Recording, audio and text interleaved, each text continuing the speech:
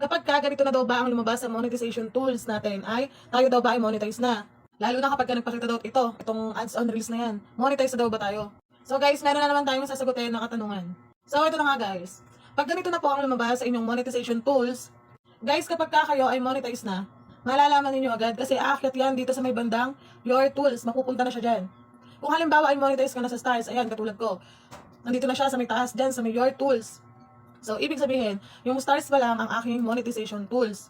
Pero kung nakalagay pa yan sa not yet eligible, ibig sabihin yan, hindi ka pa monetize. Pero huwag kang malungkot mga ka-reels. Kasi ibig sabihin yan, lalo na kapag ka nagkaroon ng araw, ibig sabihin yan mga ka-reels, nagpaparamdam na. Or may posibilidad na ma-monetize ka sa mga tools na nandito. Kaya naman, kapag may lumabas ng ganito sa inyong monetization tools at nagkaroon na siya ng mga araw banda dito sa may gilid, ibig sabihin lang nun, sipagan mo na ng sipagan. Huwag ka nang mag-atubili. Gawin mo na lahat ng iyong best para ma-monetize ka na agad. So sana mga ka-reels, nasagot ko po ang inyong katanungan.